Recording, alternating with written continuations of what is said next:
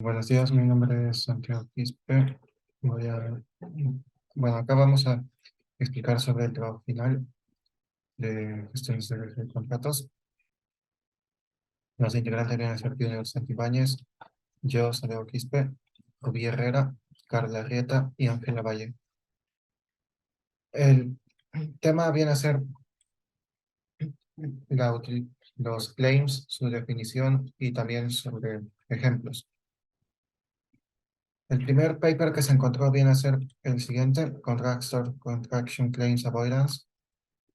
Ah, este paper indica dos definiciones acerca de los claims. La primera viene a ser que es aquel que indica que es un término para describir cualquier solicitud de pago o de más tiempo por parte del contratista que surja fuera de las disposiciones ordinarias de pago del contrato. O sea, si por ejemplo hay una demora o hay gastos adicionales producidos por el contratista, la posibilidad de que surja un claim aumenta. Sin embargo, se debe aclarar que el claim no es algo solo que el contratista puede hacer, sino también lo puede generar el propietario. Y aquí pasaría a ser el derecho de pago privado del contrato por negligencia o retraso por parte del contratista. Enfocándonos un poco más en lo que se producen los claims, el paper menciona unas razones muy conocidas, que primero viene a ser el incremento en el alcance del trabajo por cambios, errores o también por añadir cosas nuevas. Es normal tener este tipo de cambios, sin embargo, estos deben de realizarse lo más pronto posible para que así no afecte el plazo de entrega o el costo. Después también están los equipos y materiales entregados por el propietario, los cuales se pueden encontrar en estado defectuoso o también fuera de plazo, lo cual afecta al plazo de entrega. Después tenemos las ambigüedades en los requisitos del contrato, ya sea por, quién sabe, tal vez una baja calidad en en la calidad de los planos y las especificaciones, o tal vez en solo uno de ellos, producto de, bueno, contratar mala mano de obra para hacer ese tipo de documentos. Por ejemplo, podríamos tener un plano de ubicación de vigas, pero que este no está especificado el material del que está hecho, o sus dimensiones varían entre los documentos. También tenemos que, bueno, se podría mencionar que estos dos últimos pueden hacer que se opere de manera intermitente. Esto para confirmar la información de diseño, que las maquinarias se malogren en mitad de uso, también por falta de materiales, etcétera. Estos pueden producir eso de que se opere de manera intermitente. O sea, que estén trabajando y de pronto paren el trabajo por X motivo. También está la inadecuada investigación antes de ofertar. Y bueno, acá tenemos el link para el documento. Después también tenemos Construction Claim Frequency and Severity, que este paper define los claims como buscar que se tenga una consideración ah, por parte del contratista o también del propietario con respecto al contrato. Cuando se genera el claim, cualquiera de los dos pueden llegar a un acuerdo respecto al claim y crear una modificación en el contrato. Sin embargo, si no se llega a un acuerdo, ya sea por la negativa del contratista o del propietario, entonces se crea una disputa de contrato. Después también tenemos razones de surgimiento, que viene a ser, por ejemplo, el error en el diseño, ya sean ambigüedades o fallos en los planos o especificaciones, también por cambios, las diferentes condiciones in situ. Esto hace referencia a que los planos pueden indicar una cosa, pero en la obra se hace otra. Por ejemplo, se puede utilizar una zapata de, por ejemplo, 1 metro por 1 metro por 50 centímetros de altura, ¿ya? Pero en en la realidad se hace una zapata de más pequeña, por ejemplo, o es una zapata aislada, pero se hace como una zapata así más en donde entran dos columnas, por ejemplo. Después también tenemos el clima, que en este me hago referencia más, bueno, más bien el trabajo hace referencia a las condiciones inusuales en el clima, ¿no? Porque, bueno, las condiciones climáticas normales, como por ejemplo lluvia, granizo, por épocas de invierno, eso obviamente que se debe ser considerado por el contratista al momento de realizar el cálculo de cuánto les debería tardar el realizar el trabajo y también cuánto sería el costo que van a solicitar al, al propietario. Y bueno, con eso termino mi parte. Ahora le paso la voz a mi compañero. Buenas tardes, mi nombre es Rubí Herrera. A continuación estaré presentando el paper Calculating the Cost Impact in Loss of Productivity, el cual da una definición dada por Shah, quien define un claim o reclamo como una solicitud dada por cualquiera de las partes del contrato. Generalmente estas son generadas por el contratista en compensación por daños causados por el incumplimiento de la otra parte respecto a sus obligaciones especificadas en el contrato.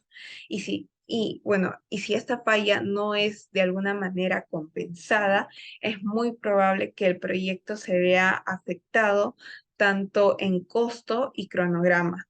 Algunas razones de surgimiento son especificaciones defectuosas, diseños mal hechos, crecimiento del alcance, acceso restringido al sitio, interrupciones causadas por el propietario o retrasos y documentos contractuales incompletos.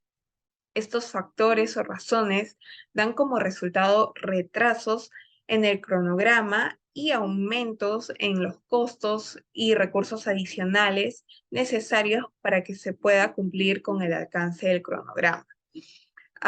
Es así que se presentan reclamos tanto por demoras, aceleración y pérdida de productividad para compensar dichos daños. Este último es uno de los más dominantes en las solicitudes de reclamaciones generales.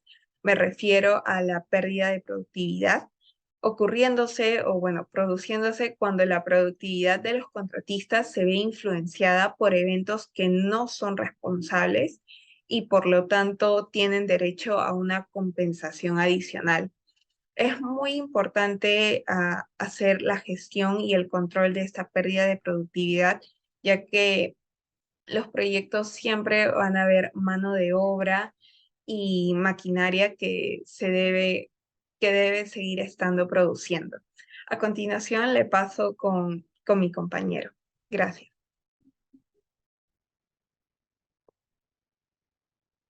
Bueno, continuando con la exposición, eh, la razón del surgimiento de Claim eh, lo obtuve del paper Cash and Claims Database Inverse Relationship Between Liquidity and Claims in the Construction Industry, la cual menciona que se debe, la razón del surgimiento de Claim se debe a la alta incertidumbre, la asignación inicial de la responsabilidad contractual y el comportamiento oportunista entre las partes, cualquiera entre las dos partes, el pago del trabajo terminado, la interferencia del propietario, la toma de decisiones lenta, un contrato poco realista, la gestión del sitio, la planificación inadecuada, la experiencia inadecuada del contratista, los métodos de construcción inadecuados, retrasos causados por subcontratistas, la preparación y aprobación de planos, la improductividad laboral, el alcance mal definido, la falta de comunicación,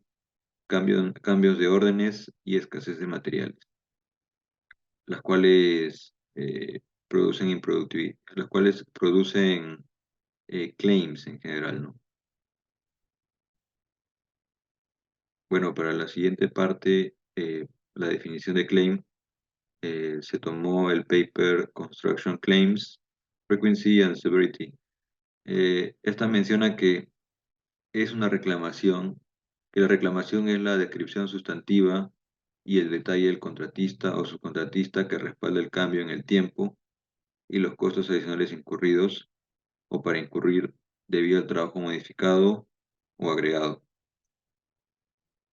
Bueno, finalmente, para la ejemplificación mediante un proyecto de construcción, en el contexto de un marco para saber acerca del claims en, para un tipo de trabajo de construcción con acero, se mapeó, se obtuvo esta información acerca del paper Delays in the Steel Construction Works, en el cual habla sobre los requisitos para la presentación de reclamaciones, los cuales son tres, principalmente. El tiempo de construcción de riesgo, la prueba de causalidad relacionada con el proceso de construcción y los servicios requeridos de la gestión de contratos enfocados a la gestión del periodo de construcción. Los dos principalmente se enfocan en la documentación, el proceso de documentación para la reclamación, en donde no en detallar tanto la ingeniería. Por lo tanto, se va a mencionar acerca de la tercera, los servicios requeridos en la gestión de contratos enfocados al periodo de construcción. Bueno, este requisito, a su vez, eh, tiene más un procedimiento, ¿no? Que va de la A hasta la E. El primero se titula Análisis y preparación del objetivo de construcción contractual, el cual se basa eh, en obtener un cronograma detallado como base para el proyecto de construcción. Eh, Aquí te debe tener en cuenta que el trabajo de construcción adeudado, o sea, el objetivo de la construcción, el servicio de planificación requerida, el proceso para la planificación, eh, se debe tener un cronograma detallado para ver todos esos temas. Se debe tener los recursos, el personal, equipo y material y el trabajo preliminar del lado del cliente, documentos de ejecución, la libertad de construcción. Eh, Luego, por el lado de el registro angular de las construcciones, habla acerca de que se debe tener un registro acerca de el número de horas del trabajo de personal, eh, los equipos desplegados, cantidad de equipos, eh, las entregas y transporte de material, las condiciones meteorológicas no planificadas, los registros de entradas en el plan, el registro de estado de ejecución del proyecto, eh, ya que si no se registra no se puede realmente participar en un claim, ¿no? Bueno, para la parte de comparaciones periódicas, simplemente se tiene que comparar las especificaciones con el objetivo, con el proyecto, con el proceso real. En la parte 4 me parece que es análisis de causas de perturbación. Se refiere a identificar principalmente eh, qué es lo que está afectando en el proyecto, ¿no? Por ejemplo, un cambio en el diseño del edificio, eh, un servicio adicional dentro del proyecto y, y esos dos principalmente. Bueno, a continuación la evaluación temporal de las desviaciones previstas. eh, Se debe tener en cuenta, se debe determinar las fallas individuales, los efectos específicos en el proceso de construcción, la visión general de todas las fallas y sus respectivas causas, eh, en base a la ruta crítica, en la base de la ruta crítica del proyecto. Se deberá evaluar los buffers de tiempo que se han utilizado, los que aún existen. Luego, para la parte de evaluación de costos, evaluación temporal de las desviaciones previstas y reales, habla principalmente de los adicionales, como por ejemplo personal de supervisión, jefes de obra y capataces, los costes salariales de ese personal y de esos equipos de obra, los gastos comerciales, los aumentos de costo del personal, ¿no? Los gastos generales de fabricación de material, algunos costos laborales de la producción y finalmente la valorización. La valorización según precios razonables, sobre la base de precios habituales o razonables. Y finalmente la evaluación de los daños, eh, utilizando igualmente un cálculo empresarial. Eso sería todo. Muchas gracias. Esa es la bibliografía que yo utilicé. Gracias.